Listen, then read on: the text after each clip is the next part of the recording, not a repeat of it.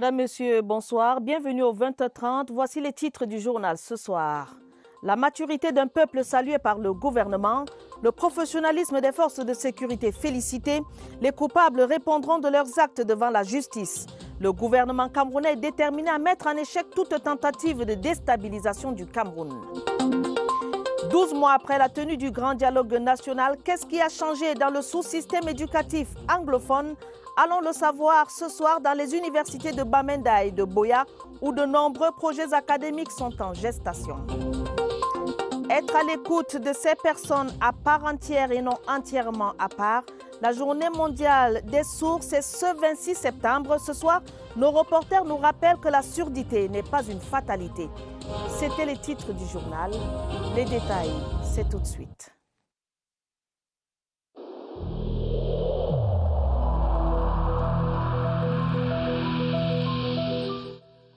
Le port du masque dans l'espace public restera obligatoire jusqu'à nouvel ordre.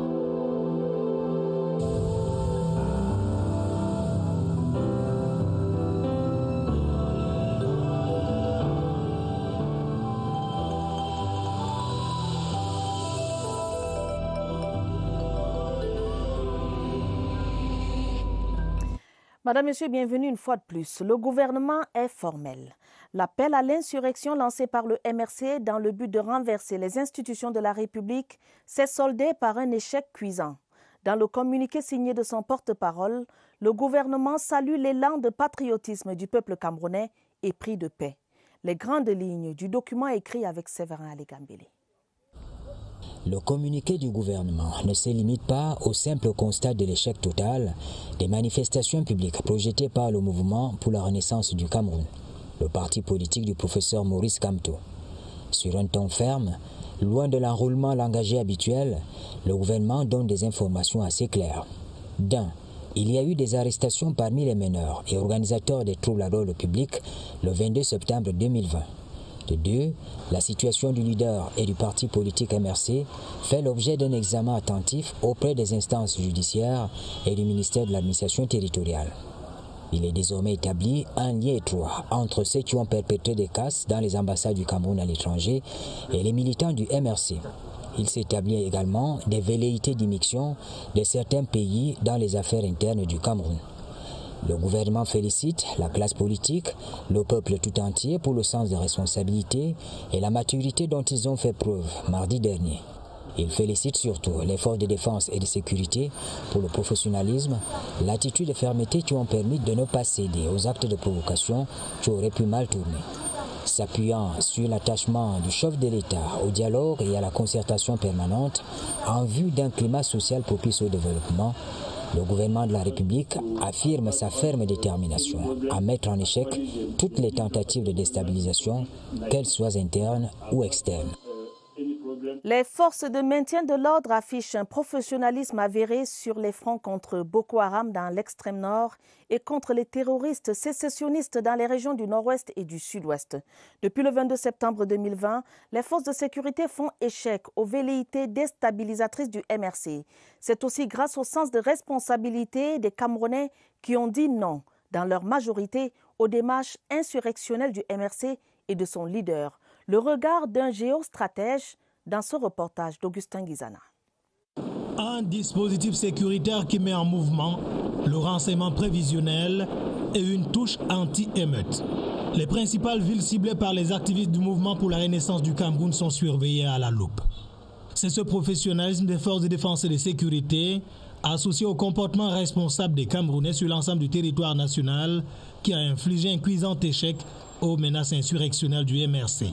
On peut aussi le dire en se basant sur, par exemple, les images de l'acteur principal de ce parti lors de sa campagne. Lorsqu'il y a quelques mois, il rentrait d'Addis.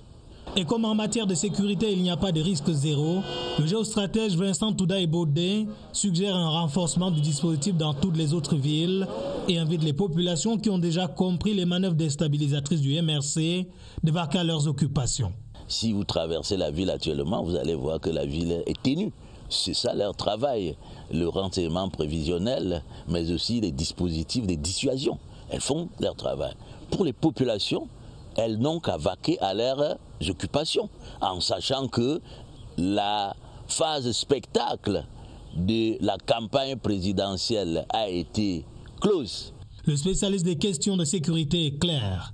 Le MRC est sorti de son rôle de parti politique et il faut être vigilant face à une telle démarche. Un échec cuisant, c'est le constat que fait le gouvernement à la suite des marches insurrectionnelles planifiées par le MRC. Le communiqué est clair. La justice dira le droit. Et le président Biya reste attaché au dialogue. Dans son ton, le gouvernement camerounais fait preuve de fermeté pour que le Cameroun reste un îlot de paix et de stabilité. Le commentaire de la rédaction est signé Joseph Clément Omba. Une sortie aussi musclée du gouvernement camerounais, tirant les leçons des marches foireuses du mardi 22 septembre 2020. Un ton empreint de fermeté pour dénoncer une démarche anticonstitutionnelle de prise du pouvoir par la rue dans une démocratie. 3 fois non, a répondu le peuple camerounais, d'où cet échec cuisant. Aussi le gouvernement lui rend-il un hommage exceptionnellement appuyé. Le peuple camerounais, dans toutes ses composantes, a su former une digue protectrice autour des institutions et des personnes qui les incarnent. Au Cameroun, les institutions qui fondent la force des États fonctionnent harmonieusement. Leur modernisation correspond à un réel besoin de régulation institutionnelle et d'efficacité pour se mettre à la hauteur des enjeux. Le communiqué du gouvernement est également une mise en garde à peine voilée à ceux qui, de l'extérieur, planifient la déstabilisation du Cameroun pour des desseins inavoués. Et le gouvernement reste déterminé à en faire un havre de paix. Le communiqué du gouvernement fait montre d'autorité, rappelant à tous que le Cameroun est un état de droit. Aussi ceux qui veulent plonger le pays dans une crise sans fin en enfreignant les sacro-saints principes de la démocratie et du vivre ensemble, doivent-ils répondre de leurs actes devant les instances judiciaires. La démocratie n'est pas synonyme d'anarchie. C'est pourquoi le gouvernement camerounais salue le professionnalisme des forces de maintien de l'ordre, acteurs incontournables de la paix sociale. Contre vents et marées, le Cameroun continue son œuvre citoyenne de construction d'une nation harmonieuse, juste et prospère. La suite du journal pour parler du contentieux post-électoral des municipales du 9 février 2020. L'audience publique de règlement reprendra mardi prochain à 12h à la chambre administrative de la Cour suprême du Cameroun. Il reste une vingtaine de dossiers à examiner sur les 103 affaires inscrites au rôle avant les derniers verdicts. Après 3 jours de débats contradictoires, la plupart des appels interjetés ont été rejetés parce que non fondés, alors que certaines décisions rendues annoncent la reprise de l'élection dans quelques mairies. Il est à noter que la Chambre administrative de la Cour suprême du Cameroun statue en dernier ressort. La suite de notre série sur le grand dialogue national un an après, lumière ce soir sur le secteur de l'éducation. La recommandation relative à l'amélioration du sous-système anglophone en tenant compte de sa particularité prend corps. Dans ce sillage, l'université de Boya nourrit des projets académiques qui rencontrent l'adhésion des Camerounais. Roger Samaki Poro de CRTV Sud-Ouest. Depuis quelque temps, les responsables de l'université de Boya conçoivent des projets à même d'améliorer la formation des étudiants. Les propositions portent entre autres sur la création de 10 nouveaux départements et établissements dans différentes disciplines. Les campus universitaires restent mobilisés. Nous avons passé en revue les curricula de certaines matières et nous croyons qu'avec l'adoption de tout ce que nous avons soumis à l'attention du Conseil aujourd'hui, et après aussi l'approbation du ministre de l'Enseignement supérieur, nous aurons aussi quelques nouveaux départements. Youbi entend contribuer à sa manière à la mise en œuvre des recommandations du grand dialogue national. Nous sommes optimistes parce que l'université de Boya fait tout pour mettre sur le marché les meilleurs dans quelques disciplines que ce soit. Une lueur d'espoir pointe donc à l'horizon pour les étudiants du sous-système anglo-saxon désireux d'être formés à l'université de Boya. L'université de Bamenda salue l'apport académique des enseignants pris l'année dernière dans le cadre du recrutement spécial des professeurs d'université instruits par le chef de l'État au lendemain du grand dialogue national. Le vice-chancellor, le professeur Thérèse Yanko Akenji, dit avoir enregistré de bons résultats au cours de l'année académique écoulée. Laurent Chissoukbe de CRTV Nord-Ouest. L'université de Bamenda avait reçu au total 166 enseignants dans le cadre du recrutement spécial des professeurs d'université instruit par le chef de l'État au lendemain du grand dialogue national. Seulement à l'espace d'Engnan, ils ont été d'un apport certain dans la performance académique. The 2019-2020 academic year L'année académique 2019-2020 a été impressionnante. Nous préparons la sortie d'environ 5000 étudiants diplômés. Parmi eux, 63 médecins, 200 masters et près de 20 doctorats PhD. Close to a little more than 20 PhD. 72 autres enseignants sont en ce moment en cours de recrutement. L'université de Bamenda entend se projeter sur d'autres objectifs. We are preparing. Nous préparons à présent le lancement du plan de stratégie de développement de l'université de Bamenda 2021-2025. C'est une grande réalisation. And this is a great achievement. À en croire le vice-chancellor, le professeur Theresia Nkwo-Akenji, la finalité ici consiste à intégrer le cercle des grandes universités en Afrique subsaharienne. Et l'université de Bamenda en a les moyens. Gouvernance numérique accélérée, enseignement compétitif, du reste adapté aux besoins des entreprises, tels sont les principes dominants qui vont guider les activités dans les universités d'État à la prochaine rentrée académique. Le ministre de l'Enseignement supérieur a donné un contenu concret à ces principes au cours du dernier conseil de cabinet présidé par le Premier ministre chef du gouvernement, Séverin Alégambélé. Dans les 8 universités d'État, on attend pour la prochaine rentrée académique 70 000 nouveaux bacheliers. Assez pour renforcer l'observation des mesures de distanciation sociale dans ces espaces de vie. À l'issue du dernier conseil de cabinet, il est indiqué que la dotation de 6 milliards de francs CFA, obtenue du compte d'affectation spéciale pour lutter contre le Covid-19, cette dotation va permettre au ministère de l'Enseignement supérieur d'augmenter la bande passante. La bande passante est extrêmement importante pour l'interconnexion des universités entre elles. Ceci permet la mobilité académique des enseignants, des étudiants et des personnels d'appui. Globalement, à la prochaine rentrée académique, il est question de mettre l'accent sur ce qu'on appelle la gouvernance numérique. C'est la construction des 10 centres de développement du numérique universitaire. Ils sont construits dans les 8 universités d'État, à l'université Congo-Cameroun à Saint-Lima, et il y a également le Centre national de supervision du réseau. Alors, tout ceci permet donc d'envisager une rentrée sereine. L'extension de l'interconnexion devra englober les 11 campus universitaires annexes disséminés à travers le territoire national. Les éléments de la brigade de gendarmerie de Loncac viennent de démanteler un vaste réseau de fabrication et d'écoulement de faux billets. Les présumés trafiquants qui se ravitaillent à Ekok, à la frontière avec le Nigeria, ont été interpellés. Ils auraient écoulé une dizaine de millions de francs CFA de faux billets de 5 000 francs dans la ville de Yaoundé et environ. Des détails avec Pierre Evimbe. 7 millions de francs CFA en coupure de 5 000 circulent dans la ville de Yaoundé et ses environs. Une fausse monnaie écoulée par un réseau savamment orchestré par ces deux suspects basés à Bafoussam et heureusement mis aux arrêts par les fins limées de la brigade de gendarmerie de Loncac à Yaoundé. L'usine de fabrication se trouve à Ekok dans le sud-ouest, à la frontière avec le Nigeria. C'est un réseau qui date de plusieurs mois et qu'en ce jour, ils ont déjà fait écouler des dizaines de millions. Ils ont été interpellés en possession d'un reste de butin de près de 3 millions de francs CFA, espèce sonnante mais difficile à reconnaître par le profane non avisé. Il y a inscrit CEMAC sur les vrais billets, alors que les faux billets n'ont pas. Et puis le vrai billet, c'est du coton, alors que là, c'est du papier. La population, c'est un facteur très très déterminant dans les succès des missions de la gendarmerie nationale. C'est grâce à une vraie collaboration avec les populations que les Pandores mettent un terme aux faux qui menacent ces mêmes populations. Faites donc attention aux billets de 5 000 francs craquants que vous recevez ces temps-ci. Le monde marque un arrêt ce 26 septembre pour magnifier sa solidarité vis-à-vis des personnes atteintes de surdité. La Journée mondiale des sourds est l'occasion de recueillir des avis de spécialistes des questions de surdité sur comment se faire entendre. Au Cameroun, les sourds représentent 3 à 5% de la population. Alvin Giselze pour les détails. C'est un handicap qui ne se voit pas, mais qui se constate. La surdité est un problème de communication verbale.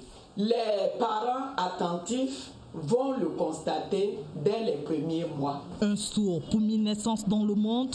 Au Cameroun, ils sont 3 à 5% d'enfants qui ont des difficultés à entendre. Les pouvoirs publics doivent former les interprètes, qu'ils soient disponibles à faciliter l'intégration des personnes sourdes. Préoccupation majeure, la communication avec les malentendants.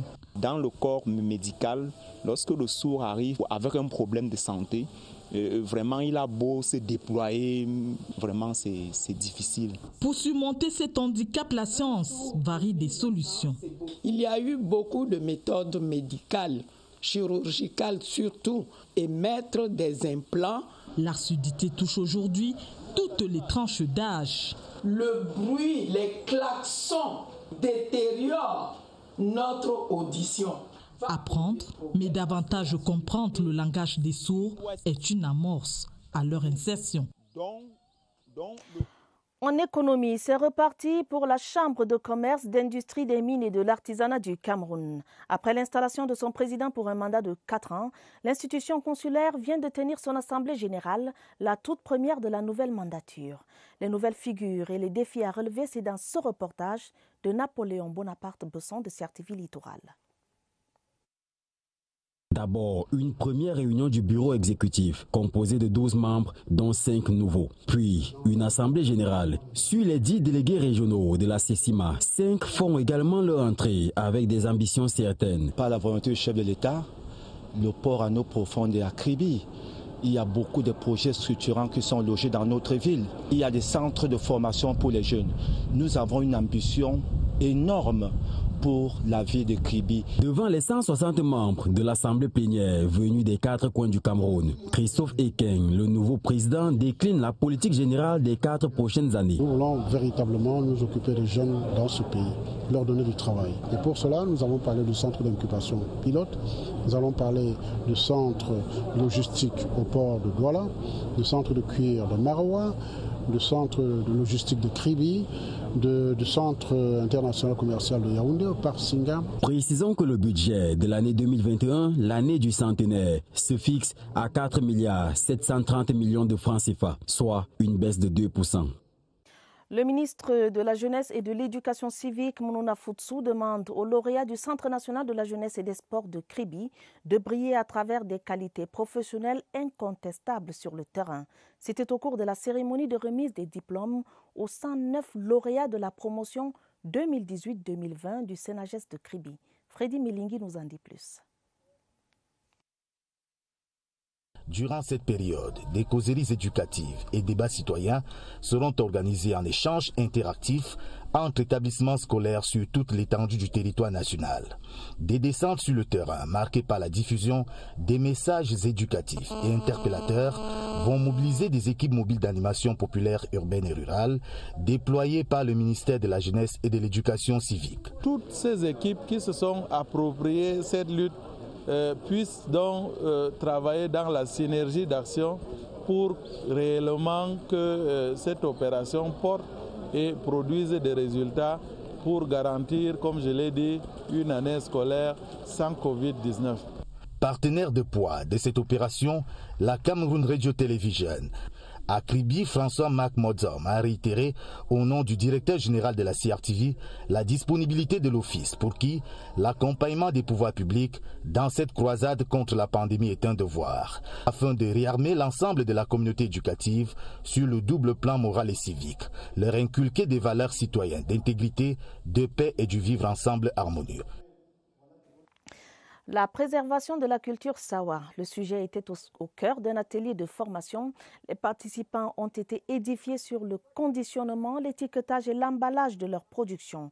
Une initiative de l'Association des femmes leaders. Plus de précisions avec Christelle Fouda.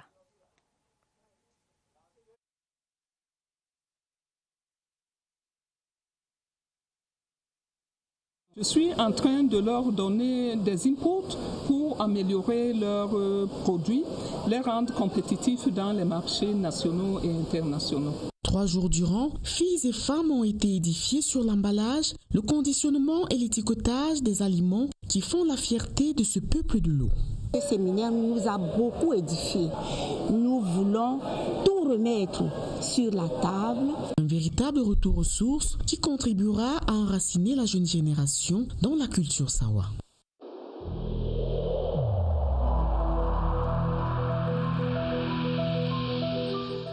N'oublions pas que la négligence d'une seule personne peut nuire gravement à l'ensemble de la communauté.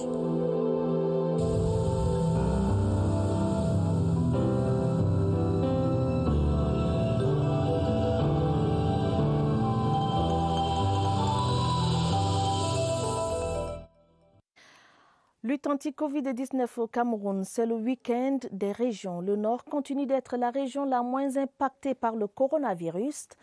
Et Évariste Yenga et son invité sont en ce moment au centre des opérations d'urgence de santé publique à Yaoundé. Ils vont nous en dire davantage dans cet entretien mené par visioconférence.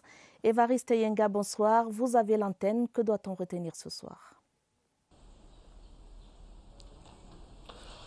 Bonsoir, Atabadine Omar, deuxième tour des régions dans le septentrion. Arrêt ce soir dans la région du Nord pour prendre le pouls de l'évolution de la riposte contre la maladie du coronavirus Covid-19. Notre invité ce soir, c'est le docteur Djamilatou Lela, délégué régional de la santé publique donc pour cette région sanitaire.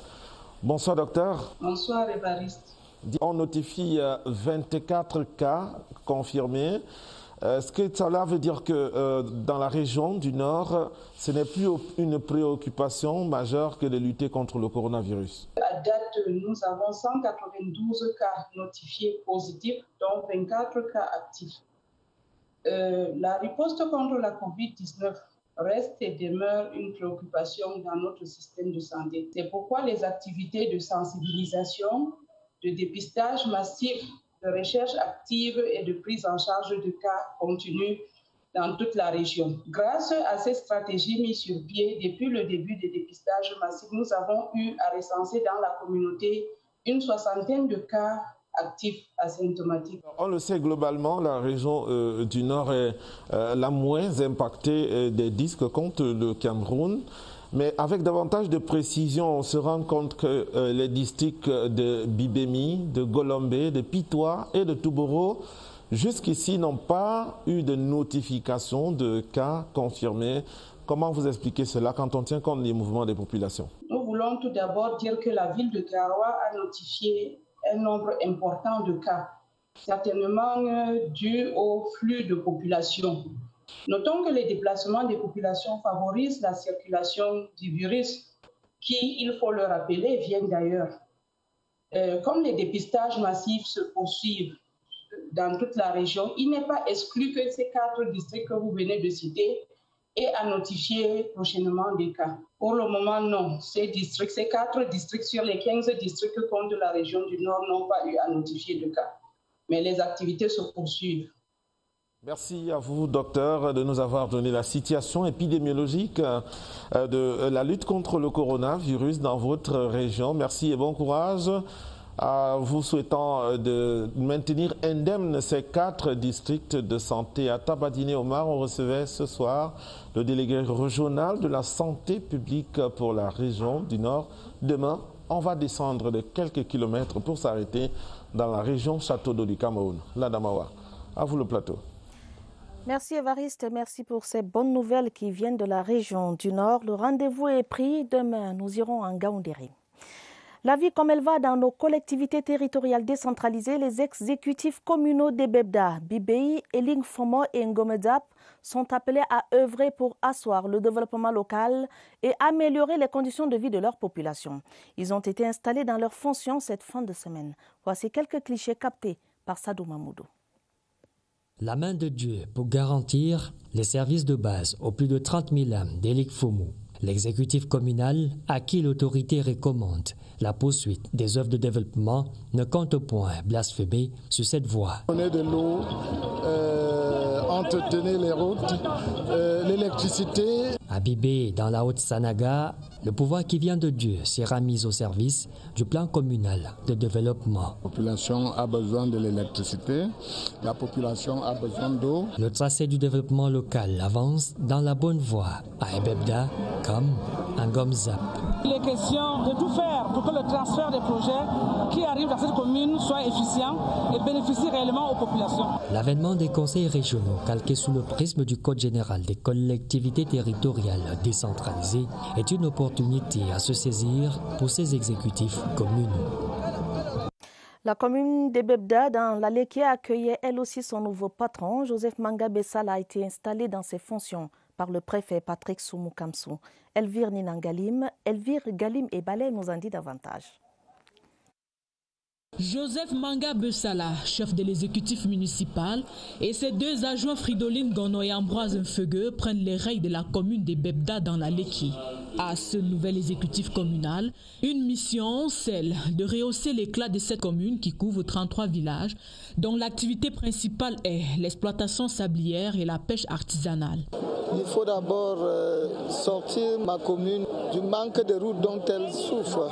Chaque village, un point d'eau. Les grandes lignes de leurs attributs déroulés, le nouveau maire et ses adjoints mesurent l'ampleur de la tâche qui leur incombe. J'ai insisté sur la nécessité pour le maire de rechercher d'abord le financement interne au niveau par l'exploitation de toutes les sources potentielles de revenus. Le développement de cette localité repose désormais entre leurs mains. Il s'agissait bien de Elvire Galim et Balé. Cap à présent sur le maillot d'Anaï dans la région de l'extrême nord pour le nouveau lamido de Yagua ou le nouveau lamido de Yagua Vélé. Sa Majesté Amadou Daïrou a été revêtu de ses attributs de dignitaire traditionnel. Le chapeau royal et le bâton de commandement lui ont été remis au cours d'une cérémonie fort colorée. Augustine Asta nous en dit davantage. Esplanade de la chefferie de Yagua ce vendredi. Des sonorités folkloriques résonnent fort et le nouveau Moula de Massana est assis confortablement sur son trône. Sa Majesté Amadou Daïrou effectue ainsi sa première sortie officielle, revêtue désormais de ses attributs de dignitaire traditionnel de premier degré. Et le premier tableau de cette cérémonie à la gloire du souverain était consacré à la prière d'intronisation suivie du rituel du port du chapeau royal et de la remise du bâton de commandement. Les différentes prières élevées vers le ciel avaient toutes un seul et même objectif, placer le règne du nouveau Moula de Massana sous la protection divine, devant un parterre d'invités au premier rang desquels le préfet Maliki Oumara. La feuille de route de Sa Majesté Amadou Daïrou a été aussi dévoilée. L'offre de lecture cette fin de semaine est tirée de la littérature juridique, genèse de l'État et du droit. Les racines d'une nation, c'est une signature du professeur Blaise Alfred Ngando. L'historien du droit défend la thèse d'une inculturation de notre architecture juridique. La note de synthèse, Serge Pout. Opérer un décentrement épistémologique de notre architecture juridique, c'est l'axe spécifique de la publication que propose Blaise Alfred Ngando. En 317 pages, il d'abord sur la nécessité de joindre les legs coloniaux en matière de droit à notre socle culturel du reste pluriel. Il plaide pour l'enracinement du droit en somme. L'objet de cet ouvrage, c'est justement de revenir dans l'histoire et l'anthropologie du Cameroun pour retrouver l'âme de ce pays. L'auteur complète les approches classiques avec des outils proches des sciences humaines. C'est ainsi qu'il se fait tantôt historien du droit, tantôt anthropologue ou encore philosophe, une démarche transversale qui, selon lui, est la plus à même pour adresser la question de la construction nationale. C'est l'anthropologue qui analyse, qui comprend ces sociétés dans leur fonctionnement originel. Et vous voyez que devant tout cet héritage-là, le philosophe doit donc intervenir pour voir comment on peut bâtir une théorie politique, une théorie juridique. Le droit doit être adapté à nos réalités. C'est l'idée force qui parsème les deux parties et ce chapitre de cet essai paru chez l'Harmattan. En sport, la Fédération camerounaise de football concède l'organisation du championnat à la Ligue de football professionnel du Cameroun et entend y nommer le secrétaire général et le directeur administratif et financier. Cette résolution issue de l'Assemblée générale de la FECAFOOT tenue hier, vendredi à Yaoundé, est contestée par le président de la Ligue. Le général Pierre Semengue s'appuie sur la sanction du TAS prononcée le 14 septembre dernier pour réclamer la pleine autonomie de la Ligue. Joseph Gouetamandeng. Le consensus avait été trouvé au cours de la réunion du comité exécutif de la FECAFOOT qui a précédé son assemblée générale. Toutes les résolutions prises ont eu leur validation via la signature de tous les membres. Nous avons trouvé un accord avec la LFPC, validé et signé par le président de cette ligue. J'ai signé effectivement. Et je ne suis pas d'accord. Parce qu'on voulait me piéger, moi aussi j'ai piégé les gens. La décision de la FECAFOOT de nommer un secrétaire général et le DAF à la Ligue est la préoccupation qui fâche. La Ligue est un organisme indépendant qui a pour tutelle la FECAFOOT. Mais la tutelle ne nomme pas le personnel de la Ligue. C'est illégal. Les deux partis nourrissent pourtant la même ambition, celle de lancer très rapidement une nouvelle saison sportive qui devrait préparer des footballeurs pour le CHAN annoncé en janvier prochain. Nous avons élaboré et fait adopter par l'Assemblée générale les modalités pour un démarrage le plus tôt possible du championnat professionnel. Nous sommes capables de lancer rapidement le championnat. Malgré cette volonté commune de voir des footballeurs revenir sur nos stades, c'est un conflit larvé à l'allure d'un feuilleton qui cache un épisode. C'est donc une affaire à suivre. Fin de ce journal préparé avec la collaboration de Étienne Pascal Azégué, Caroline Ouetté et Mirabel Tala. Prochain rendez-vous avec l'information, ce sera à minuit. Madame, Monsieur, votre fidélité nous honore. Prenez soin de vous, prenez soin de vos familles et bonne soirée à tous.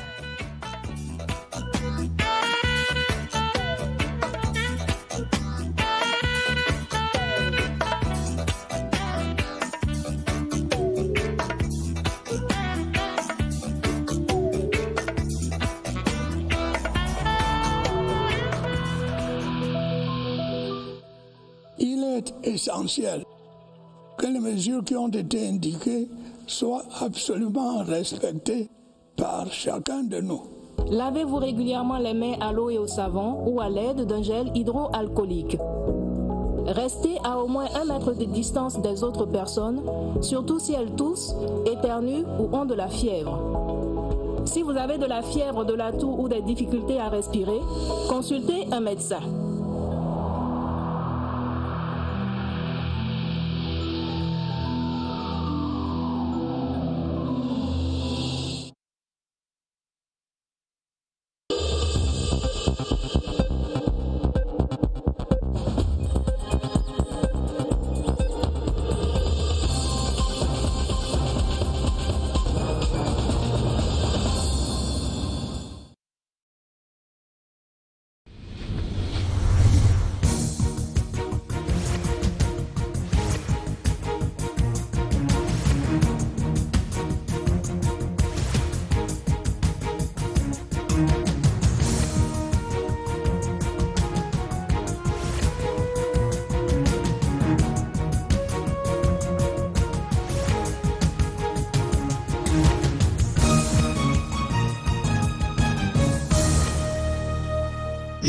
CRTV News, ici, toute l'info.